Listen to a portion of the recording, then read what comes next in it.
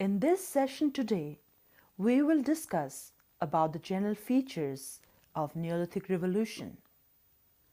The term Neolithic was coined by Sir John Lubbock in 1865 in his book Prehistoric Times to denote an age in which the stone implements were more varied and skillfully made and often polished.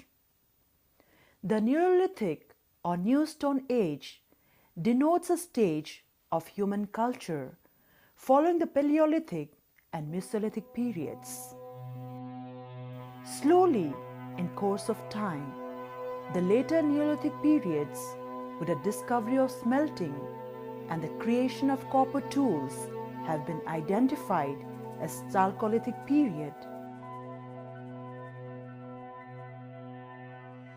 And then, cultures with bronze artifacts have been given the name or coined as Bronze Age. These developed periods with invention of different metals, with developed agriculture and farming activities, led to the emergence of more complex societies, and all these complex societies emerged in the fertile valleys of the Nile,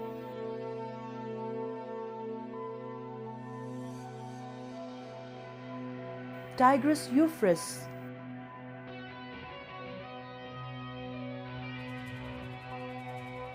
Yellow and Indus rivers.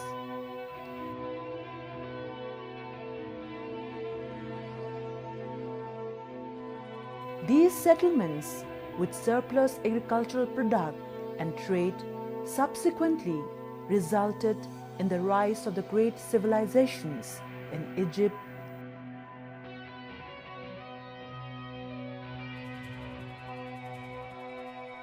Mesopotamia,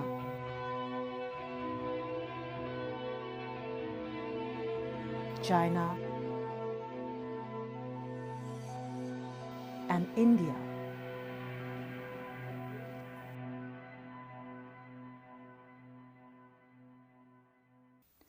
Some of the early centers where early domestication of plants and animals has been recorded are: in West Asian contexts, several early Neolithic sites have been identified at Jericho and Ain Ghazal in Jordan,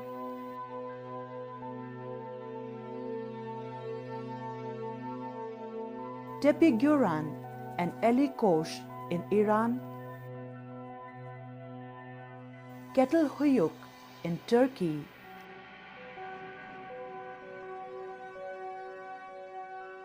and Kayonu in North Syria,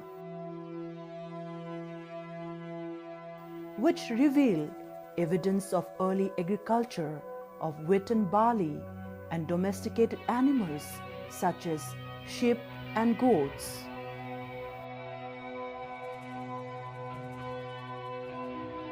In Southeast Asian contexts, excavations at the Spirit Cave in Thailand reveal plants remains of almond, pepper, cucumber, betel nut, beans, and peas.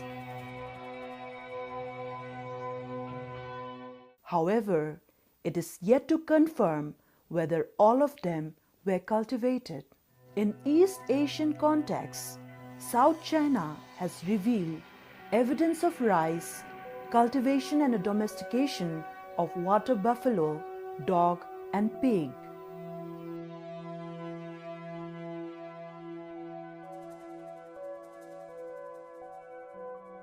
In South American contexts, the people of Mexico were engaged in growing corn, beans, squash, gourds, avocados, and chili pepper, and domesticating turkeys, dogs, and honeybees.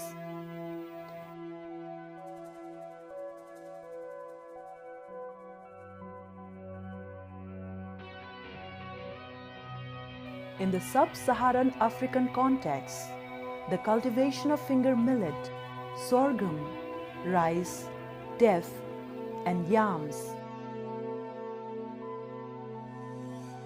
and the domestication of sheep, goats, and cattle have been recorded. In South Asian contexts, meher has yielded evidence of barley and wheat cultivation, and cattle, sheep, and goat domestication. Recent excavations at the site of Lahura Deva in Uttar Pradesh have brought to light early dates for rice cultivation in India.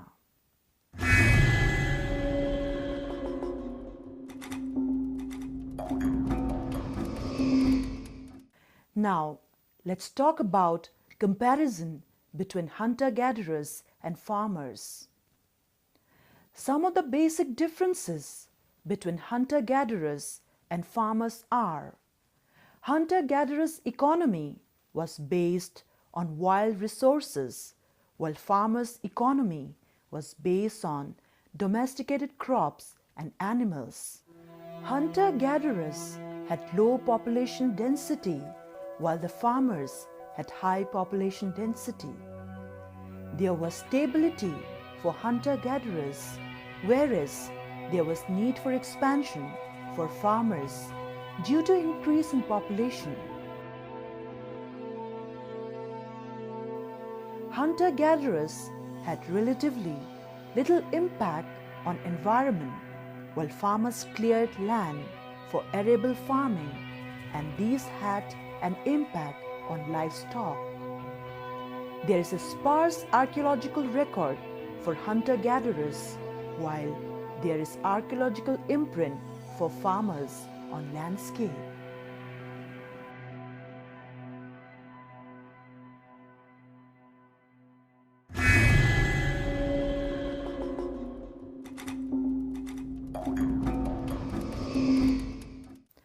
Now, let's talk about Neolithic Revolution. The term Neolithic Revolution was introduced by B. Gordon Childe in 1936. It led to several changes in human societies, which include the creation of cities and permanent dwellings, food storage and granaries, pottery making,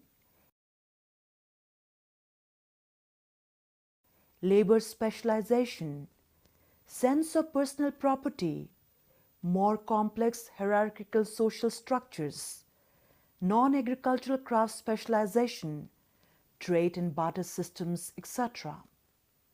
From being nomads before the onset of agriculture, humans adopted the sedentary lifestyle, relying on domestication of plants and animals for their survival.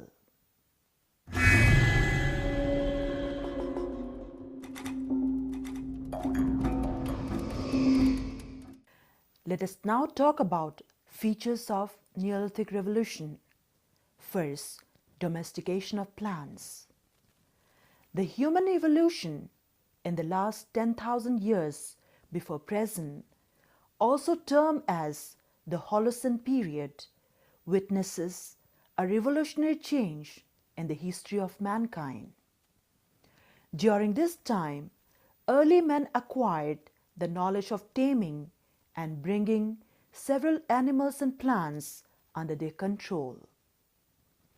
Domestication is an evolutionary process during which many behavioral traits have changed from the wild types to the existing domesticated populations.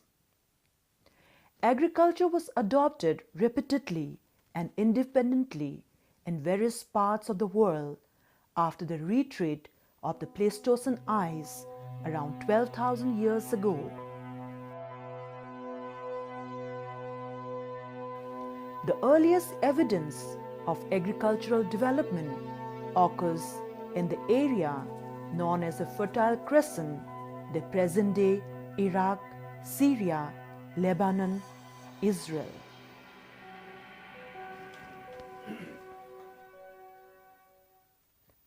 Agriculture also developed in other areas such as China and Mesoamerica, but at a later date. Plants such as wheat and barley were cultivated in Southwest Asia, while rice was cultivated in East, South, and Southeast Asia. Maize in America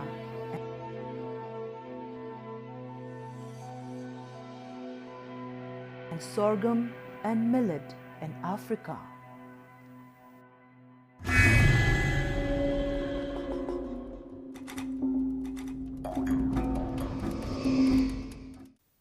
Now, let's look at the centers of agriculture origin, single or multiple. The hunter-gatherers of the Near East, that is, Fertile Crescent, were probably the first to adopt an agricultural lifestyle around 8500 BC. They were followed by the maize cultivators of central Mexico around 8000 BC and the rice producers along the Yangtze River around 7500 BC. Recent genetic research has indicated that multiple domestication of the same wild plants and animals probably have occurred more often than previously believed. For instance, it has been shown that goat was independently domesticated in the Indus Valley, whereas cattle were domesticated both in the Near East and in the East Asia. In Europe, agricultural practices were adopted only after the spread of domesticated plants and animals from the Near East. In a review published in the journal Science on the expansions of the farmers to different parts of the world, Jerry Damon and Peter Bellwood showed intimate connections of agricultural origins with the language spread and dispersals. According to them, until the end of the Pleistocene, all people on all continents lived as hunter-gatherers, and subsequently at different times between about 8500 and 2500 BC.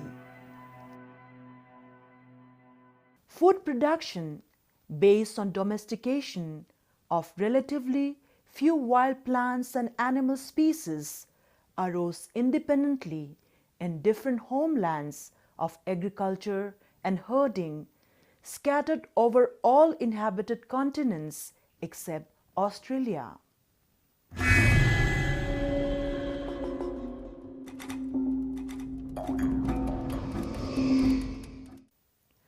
Now let's look at the causes of domestication of plants. Several hypotheses are made for explaining the causes of domestication of plants. B. Gordon Childe in 1952 suggested that environmental changes at the end of the Pleistocene were impetus towards food production and argued that about 10,000 years ago, the climate in parts of West Asia became drier due to a northward shift of the summer rains. This drying up led to a concentration of people, plants, and animals close to water resources such as rivers and oases. This eventually led to new relationships of dependence between humans, plants, and animals, resulting in domestication. This theory was, however, questioned by Robert J. Bradwood in 1960. He opined that environmental changes had occurred within the Pleistocene and had not led to agriculture, and argued in certain nuclear zones domestication was a natural outcome of human experimentation. The theory of Braidwood was criticized by Louis R. Binford in 1968 that emphasized on the external demographic stress and argued that at the end of the Pleistocene era, as a result of a rise in sea levels, people living along the coast migrated to less populated inland areas.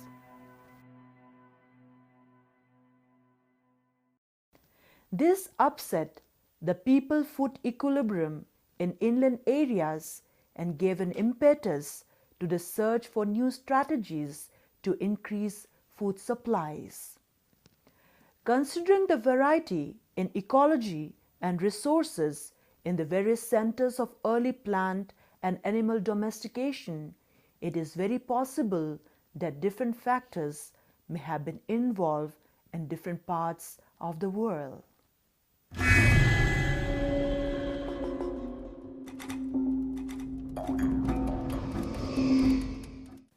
David Harris presents a model for transition from hunting-gathering stage to agriculture in 4 stages. The first stage involves wild plant food procurement by the hunter-gatherers, who occasionally burn the vegetation, gather and protect useful plants and fruits. In the second stage, human energy and input is minimal and the environment is neither affected in large scale nor dramatically changed.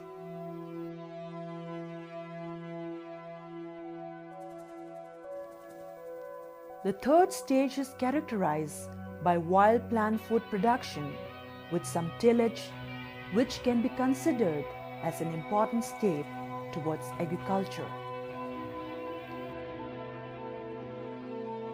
In the fourth stage, men propagated seeds from some selected plants with desirable characteristics in new habitats, and after harvesting, some of the seeds were stored for future use.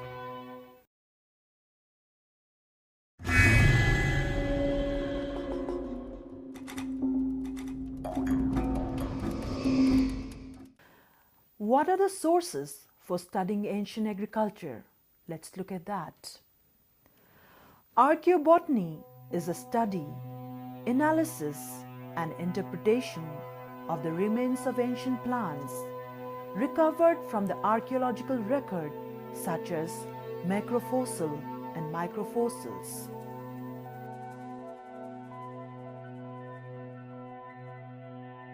Macrofossils of plants such as seeds, nutshells,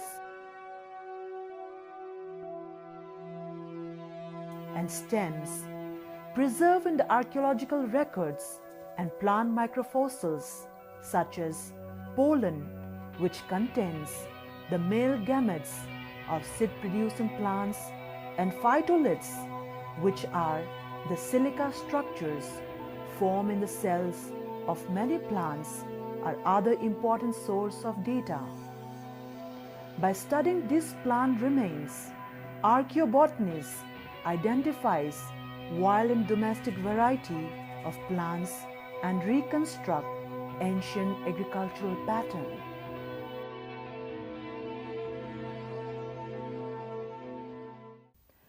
The identification of these materials can provide environmental information as well as the role of plants in ancient diets.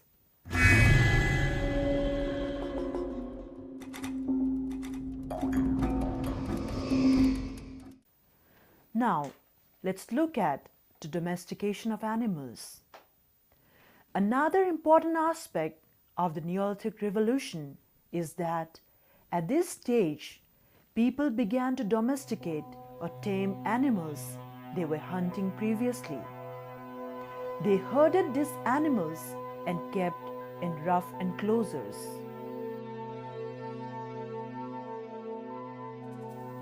The size, temperament, diet, mating patterns, and lifespan of animals were factors in the desire and success in the domestication of animals.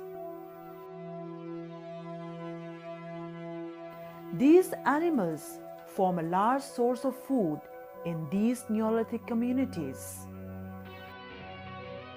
Some of the earliest domesticated animals include dogs, sheep, goats, cows, and pigs.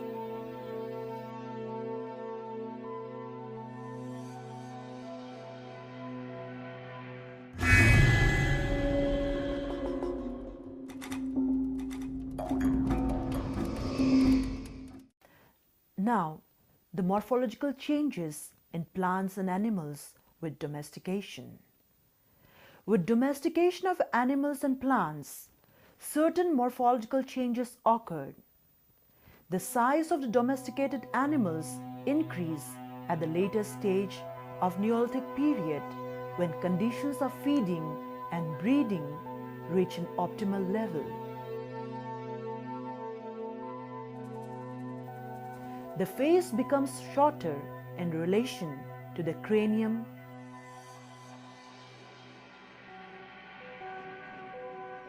Teeth become smaller with some disappearing, and the size of the horn got reduced.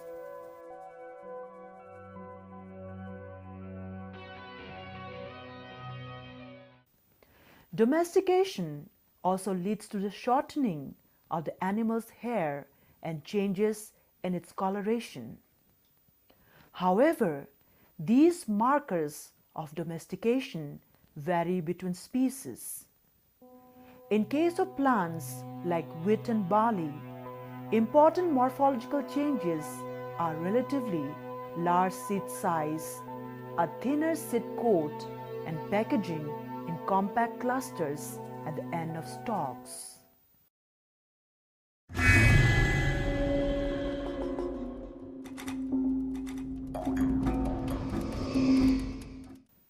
Surplus food grain storage and trade.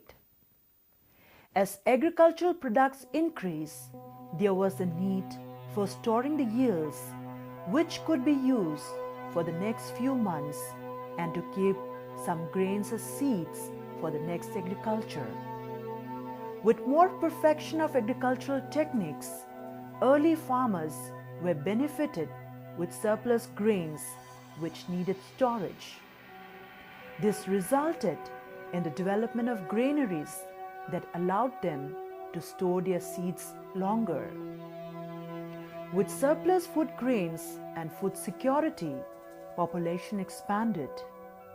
This benefit of farming led the community to sustain during drought or flooding or any other natural calamity.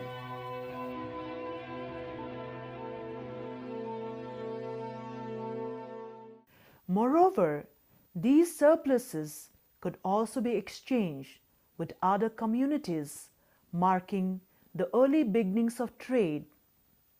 Slowly, society developed with a surplus food supply, which can be considered as a most significant precondition for the emergence and development of cities. Because of these developments, Neolithic period can be considered as one of the major turning points in human history.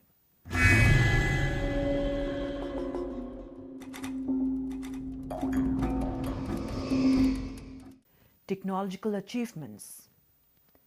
Neolithic people started making tools for their agricultural purpose and eventually developed metal technologies to shape their requirements. Neolithic revolution happened in several places of the world differently and independently. Pottery appeared later than agriculture in the Near East. However, in Japan, pottery developed much before agriculture. Invention of pottery is one of the significant aspects of Neolithic culture. The wheel is not only the basis for the mechanical and transportation revolution, but is also involved with the technologies of ceramics and spinning. From Neolithic period onwards, man started making ground and polished stone tools, which are also referred to by the general term celt. These axes and adzes were probably used to cut trees and bushes in order to clear land for agricultural use. The pointed variety of celt might have been used as a plough or hoe.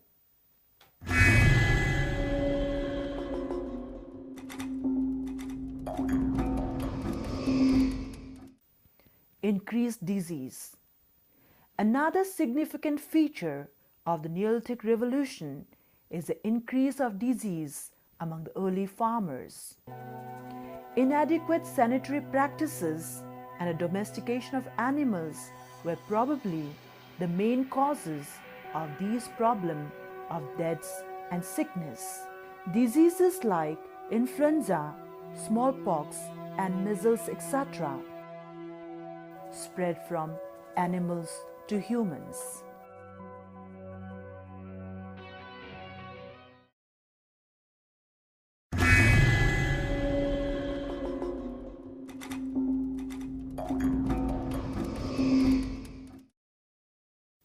Demographic changes and social transformations.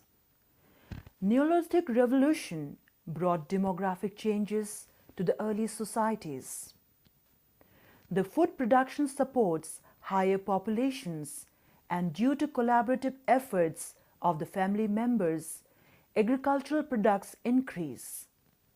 Certain social transformations occurred in the early societies in terms of grouping at various organizational levels, such as families, chiefdoms, and finally states.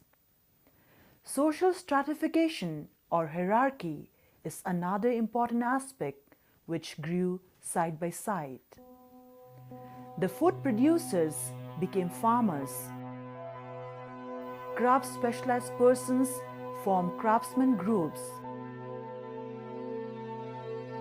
Religious elites possessed the priesthoods. Hereditary rulers became kings. Slavery and gender discrimination started, and further warfare and trade, law and defense mechanism formed. With the development of state, political institutions, organized religion, urban or administrative centers, hierarchical system of classes, division and specialization of labor, technological development and trade, and at later stage, writing emerged.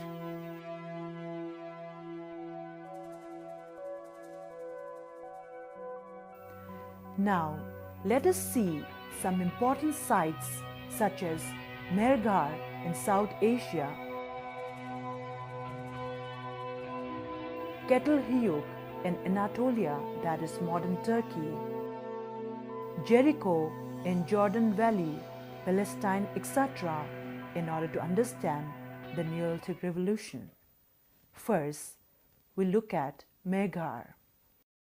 Mehrgarh is located on the Bolan River, a tributary of the Indus, at the eastern edge of the Balochistan Plateau, overlooking the Indus Plain.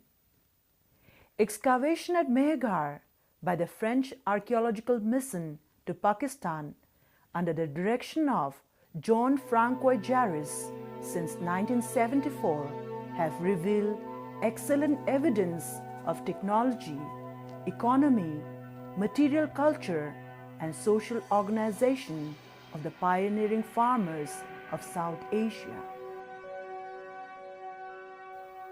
There are several Neolithic settlements like Rana Gundai and Kili Gul Muhammad in the hilly terrain of Balochistan dated to 4th millennium BC.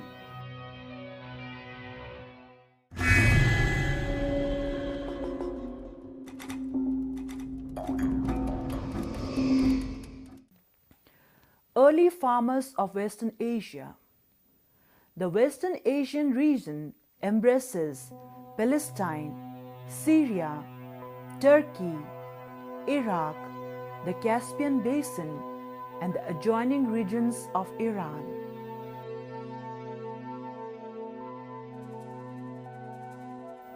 Archaeologists have identified the earliest farming village settlements in these areas.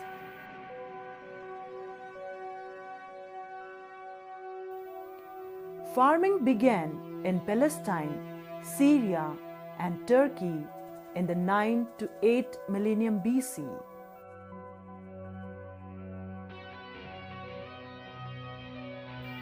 There are a number of sites which demonstrate settled communities of farmers in West Asia.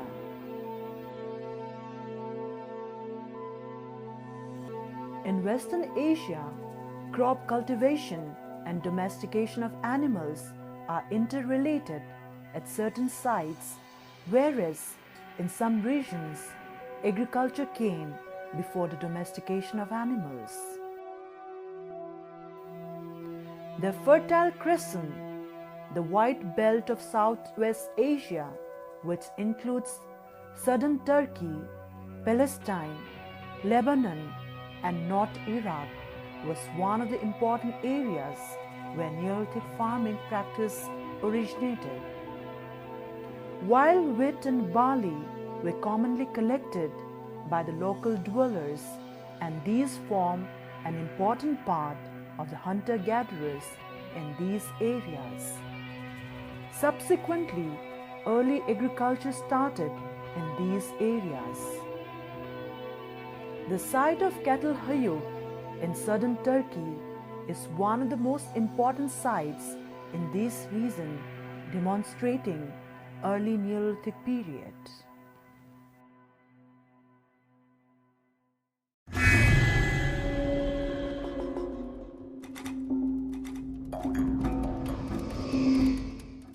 Evidence from Kettle Hayuk.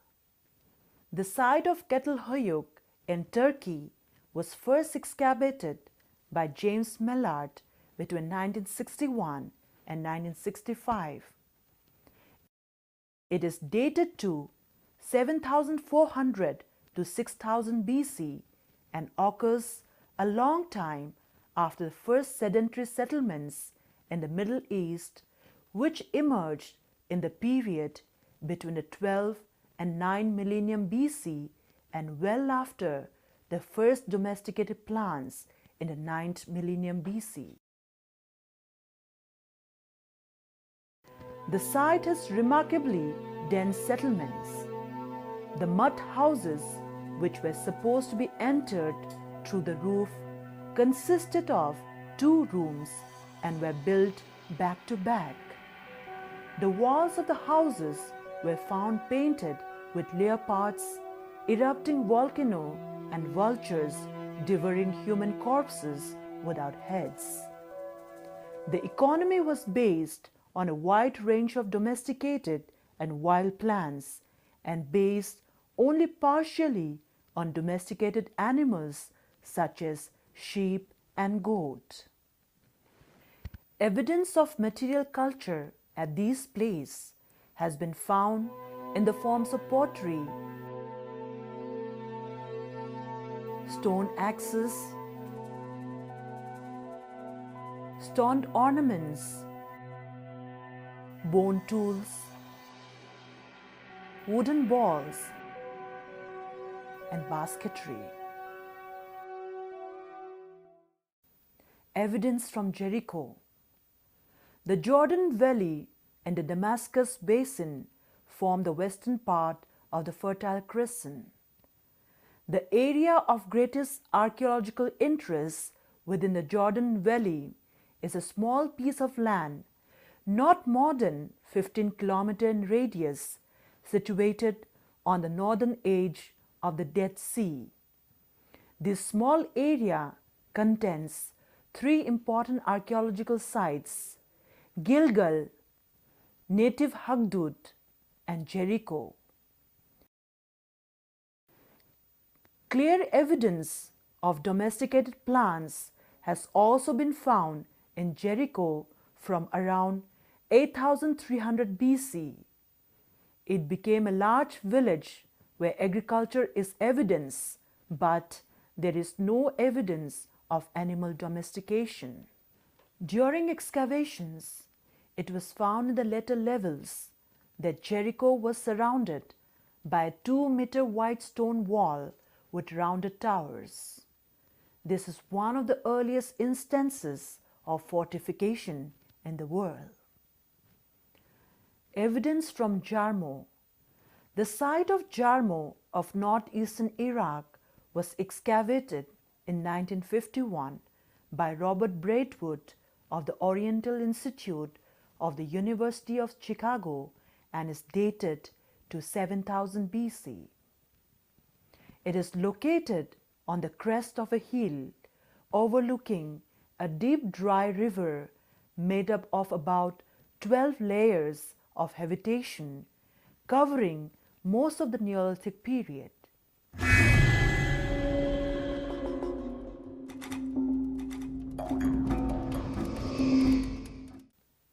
Neolithic revolution is the transformation of human societies from hunter-gatherers to farmers, which occurred at around 10,000 years ago and brought along many profound changes to human society and culture.